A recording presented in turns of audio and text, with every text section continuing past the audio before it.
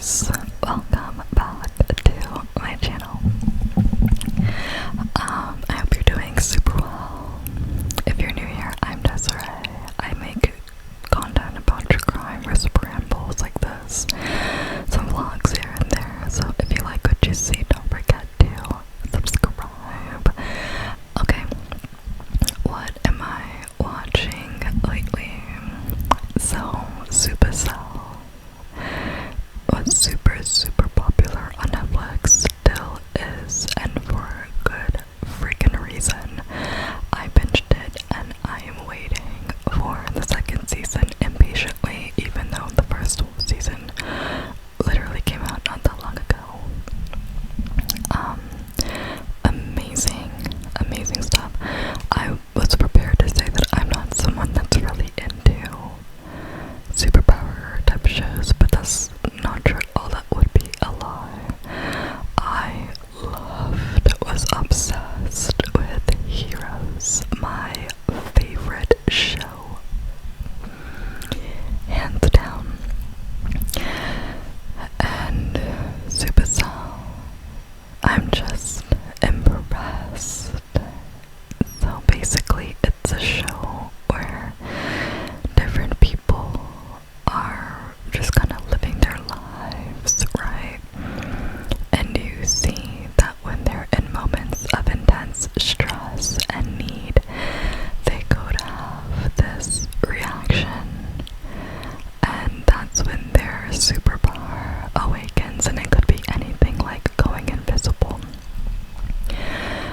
super strength, super speed, and healing yourself, telekinesis. It could be just a bunch of different things. And within the show, it's kind of like you see that there's this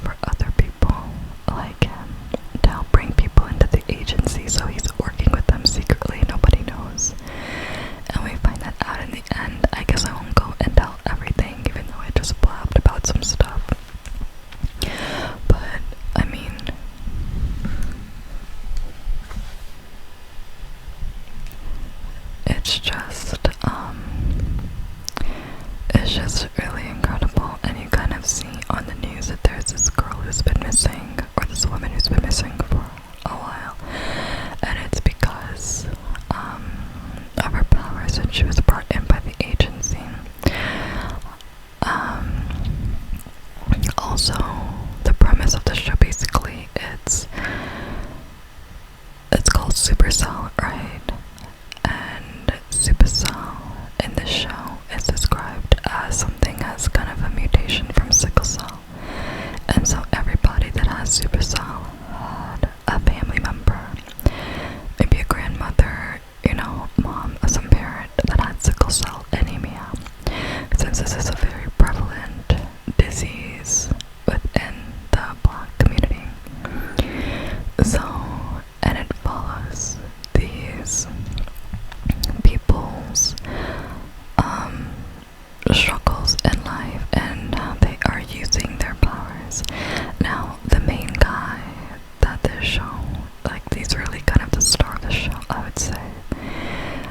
His mission in the beginning is to try to save his fiance's life because his future self told him that she's gonna die.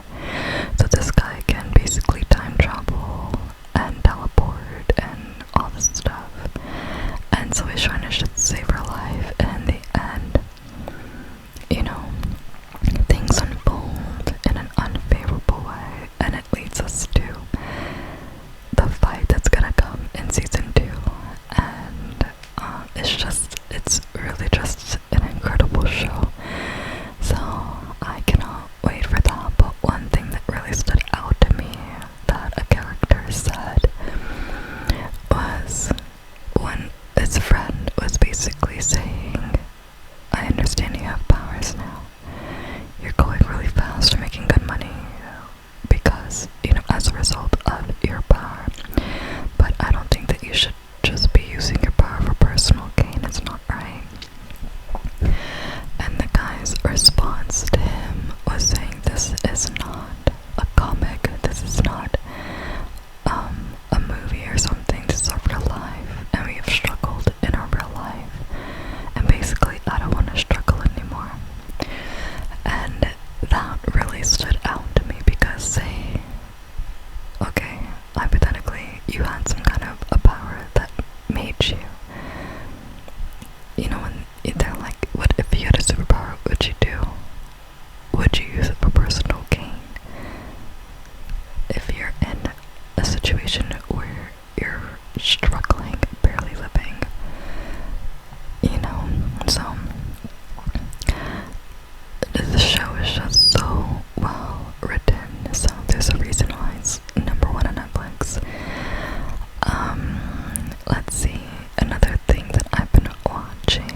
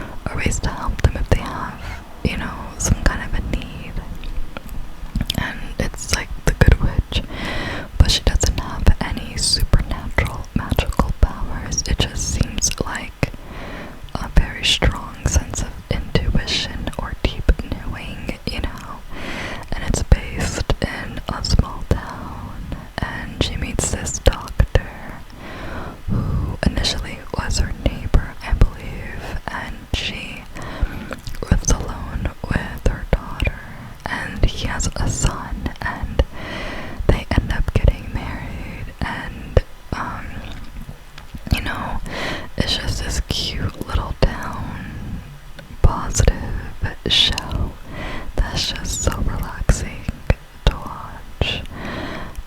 So check it out if you've never heard of it. The next one, it's a comedy, which is survival of the thickest. I mean, the first episode just so funny. It really just caught my attention. Let me see if I can read to you who is in it and what it is about, because the comedian who's in it, I've definitely heard of her before. So the comedian that I'm talking about, her name is Michelle Buteau. You have Tasha Smith,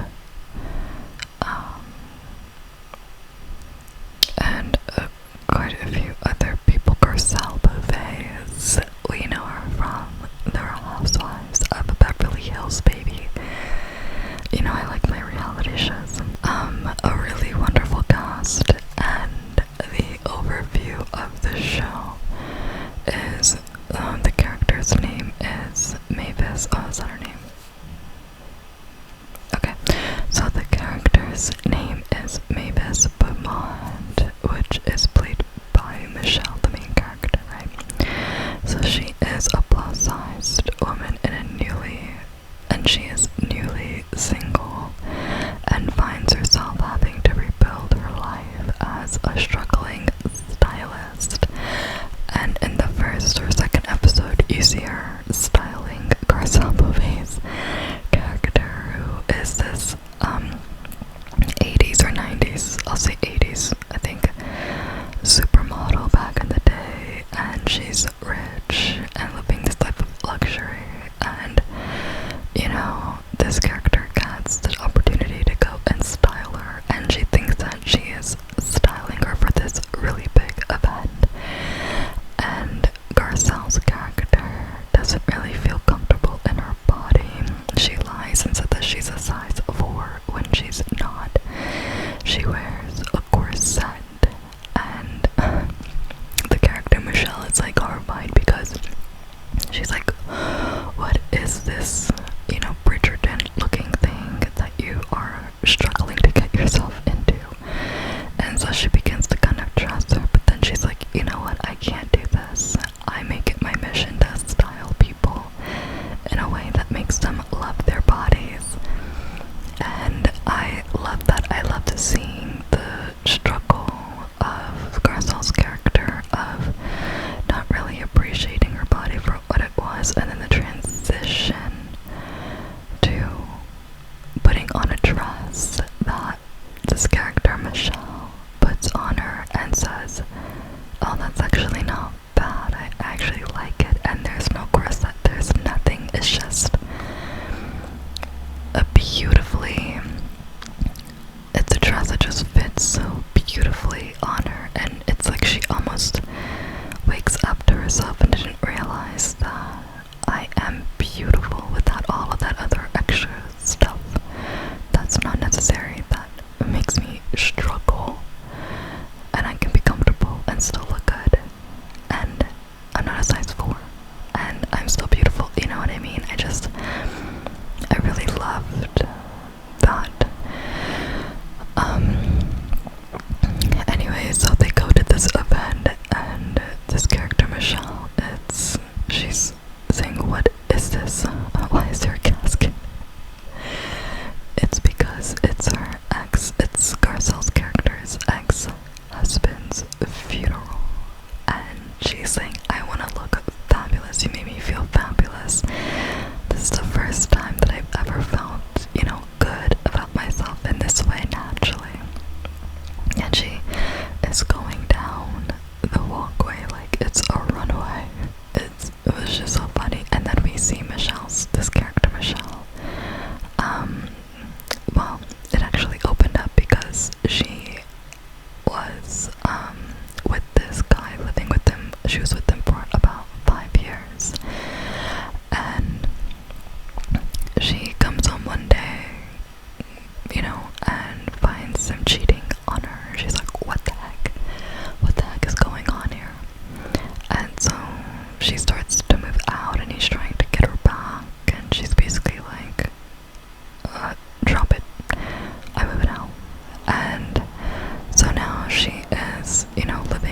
roommate, and you see her dating and, you know, going out, and realizing like, oh my goodness, I'm single, this is so much fun, and just kind of the awkwardness of exploring that singleness. And she meets this Italian guy, and, you know, they have a nice dinner, and she said something where, oh my goodness, I was in a relationship for 5 years and he cheated on me and now I'm here. It was kind of like a, well, what's my life? And he said, I was in a relationship for 10 years, 8 years married. I feel it was a moment of acknowledgement that, yeah, this is strange. We were so used to something before for years, and now here we are in a totally new life. And while it's adventurous, while it can be fun, it's still like a whoa, settling in moment to realize, yeah, my life's different now, which is so real. I kind of love when I watch shows and there's just this one line or this one part of the show that really kind of stands out to you, you know? Also, guys, this has nothing to do with Netflix, but I just discovered MrBeast. Like, where have I been living? He has 300 million subscribers. Why the heck have I never freaking heard of MrBeast? And I've been watching YouTube since I was, what, 13, 14, I have no idea. What the heck? He's amazing. So I'm like obsessed with MrBeast videos now, and I think it's just so incredible how his story started. I watched this little documentary kind of interview on him on YouTube and about how he started, and he said that he was actually really, really shy of people. He couldn't look people in the eye, couldn't talk to them. When he played baseball, he would like cover his eyes with the hat and be so shy to open up, so it was kind of awkward for him in group activities. And when he found something that he liked, he would kind of just obsess over it. Yeah, so Jimmy, or MrBeast, was a super shy kid, and he discovered YouTube, but in school nobody was into YouTube. It was still kind of, you know, something new. But there was this one friend that he had that actually shared that interest with them.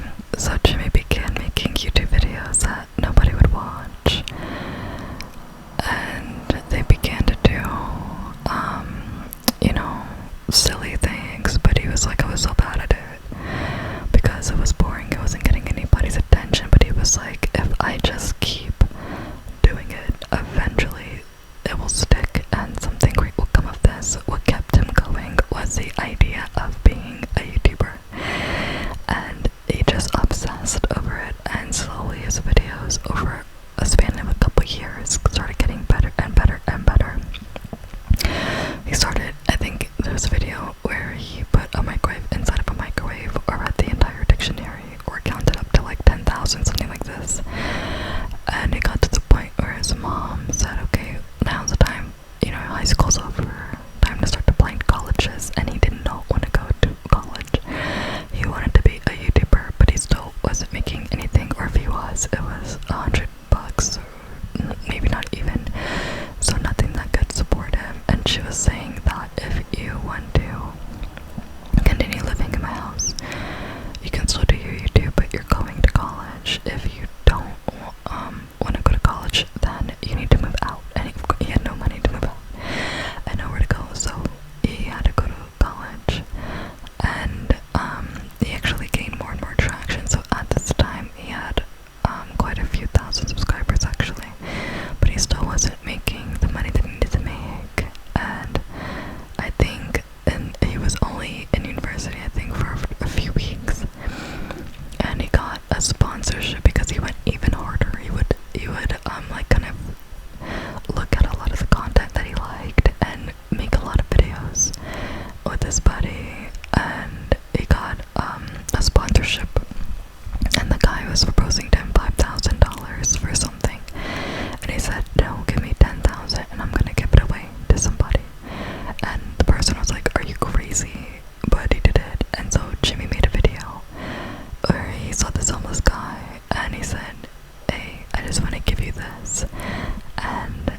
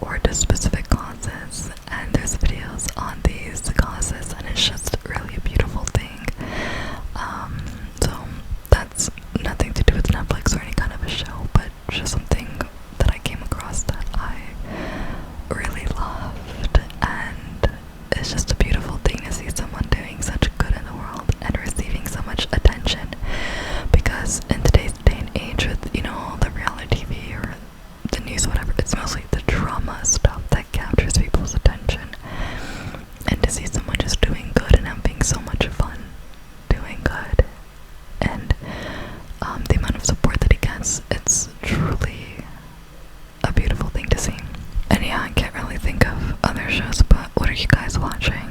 Let me know.